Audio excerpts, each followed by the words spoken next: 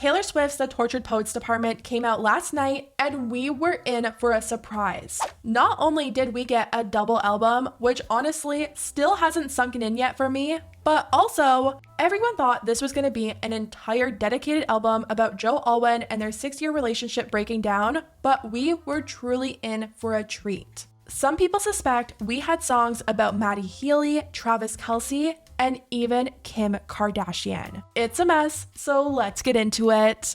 Ever since Taylor announced Tortured Poets at the Grammys, all the Swifties have been speculating on what this album was going to be about. There were so many signs pointing to this being an entire album about Joe Alwyn and their 6-year relationship coming to an end, and when we got the track list, those speculations only grew stronger. A few days before the album drop, Taylor also had a pop-up library set up at the Grove in LA, and fans noticed there were 6 boxes open in the mail slots, which just confirmed everyone's speculations even further. Well, when the album finally dropped, fans were pleasantly surprised to find out that this album wasn't all about Joe. A lot of fans think that some of the songs are about Matty Healy, some are about Travis Kelce, some are about Joe, and one is for Kim Kardashian. So far, the songs that some people think are about Joe are, of course, So Long London, Love of My Life, and I Can Do It With a Broken Heart. The theory is that I Can Do It With a Broken Heart is about her doing the Eras tour while being heartbroken over her breakup with Joe. She was only a few weeks into her tour when it broke that her and Joe had broken up, and she still got on stage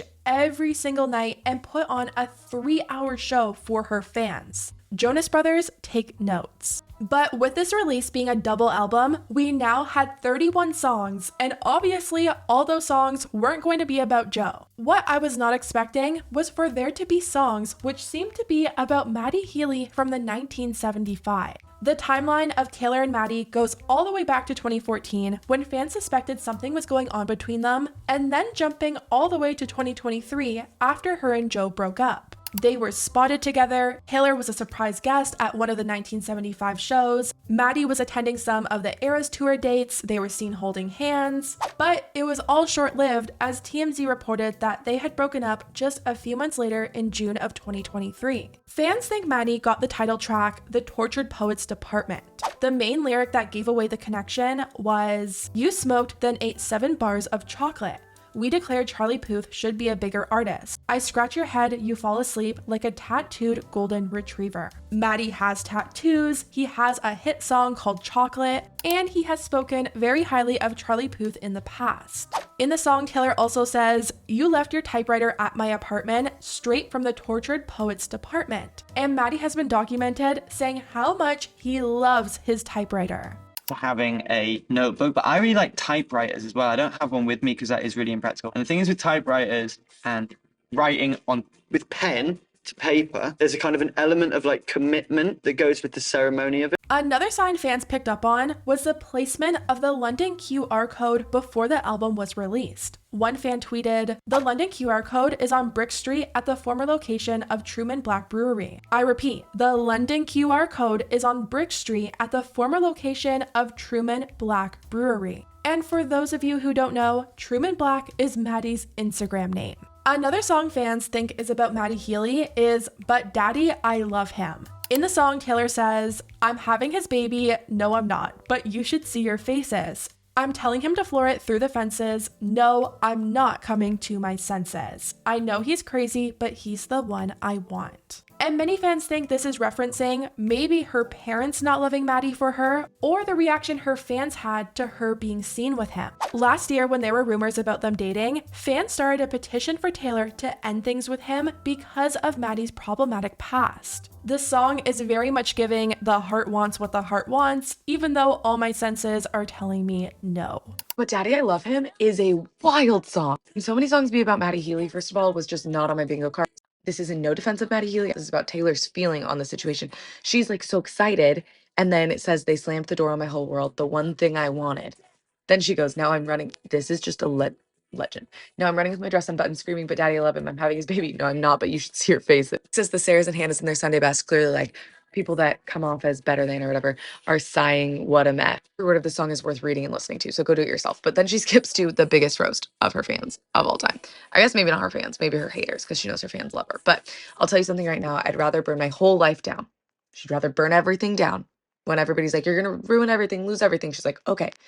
Then listen to one more second of all this complaining and moaning. Tell you something about my good name. It's mine alone to disgrace. I don't cater to all these vipers dressed in empaths' clothing. God save the most judgmental creeps who say they want what's best for me. Fans also think Fresh Out the Slammer, Guilty as Sin, I Can Fix Him, No Really I Can, and The Smallest Man Who Ever Lived are all about Matty. Now let's move on to happier times, because there are some fans who think Travis Kelce got 2 songs on this double album. Going into this album, a song about Travis wasn't even in my mind. I thought it was way too early, this album was probably completed ages ago, but that may not be the case. Many fans think there's some references to Travis in the song The Alchemy because of the lyrics relating to football, like, so when I touch down, call the amateurs and cut them from the team. These blokes warm the benches, we've been on a winning streak. He jokes that it's hair, but this time with an E. Where's the trophy? He just comes running over to me. Another song fans think is about Travis Kelce is So High School.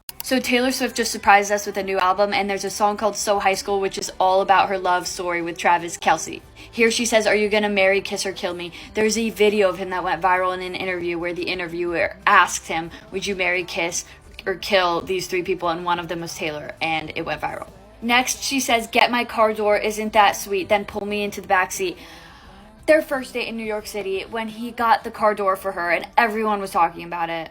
And then she talks about going to his football practice. And then she talks about their fingers being intertwined because those photos of them went viral because their hands are always intertwined and he's always holding her hand like a football. Oh my God, guys, I cannot talk. I am so happy. But finally, we have to talk about one of the songs released on the album that we all think is 1000% about Kim. There's a song called Thank You Amy, but if you look, you'll see the capitalized letters spell out Kim. The speculation right now is that Amy in this song is actually Kim Kardashian, and this is Taylor getting closure for what Kim and Kanye did to her. In the song Thank You Amy, it seems like Taylor portrays Kim as a high school bully. She says, all that time you were throwing punches, I was building something, and I can't forgive the way you made me feel. Scream Thank you Amy to the night sky as the blood was gushing, but I can't forget the way you made me heal. And people think that this is about what Kim did to her by releasing that edited phone call. Taylor got so much hate to the point that she thought her career was over. In Taylor's Time magazine interview last year, she talked about this moment in her life, even mentioning Kim Kardashian, writing, you have a fully manufactured frame job in an illegally recorded phone call, which Kim Kardashian edited and then put out to say to everyone that I was a liar. That took me down psychologically to a place I've never been before. I moved to a foreign country, I didn't leave a rental house for a year, I was afraid to get phone calls, I pushed away most people in my life because I didn't trust anyone anymore. I went down really hard. And she did go down really hard, but she also came back from it stronger than ever before and has gone on to build a legacy for herself, which is why people think this lyric is proof this song is about Kim. She also says, and maybe you've reframed it, and in your mind, you never beat my spirit black and blue. I don't think you've changed much, which many fans think is referencing a 2019 interview that Kim did where she said her feud with Taylor was behind them. Kim, you and Taylor Swift, still a beef with Taylor after all that went down? No, squat. Over it. Over it. Good. And have you two had any communication, or you just feel like we've all moved on? No, I feel like we've all moved on. And the biggest sign that this song is about Kim is in the lyrics, and so I changed your name and any real defining clues. And one day your kid comes home singing a song that only us two is gonna know is about you. Many people think that is about North being a Swiftie. She's used Taylor's music before in her joint TikTok with Kim, and Kim has even been in those videos with her. I mean, all signs are pointing to this being about Kim, and I think it's the perfect way to get closure and leave that chapter behind. When Taylor finally dropped this album, she also posted a message to her Instagram in which she said, "This period of the author's life is now over. The chapter closed and boarded up. There is nothing to avenge, no scores to settle, once wounds have healed."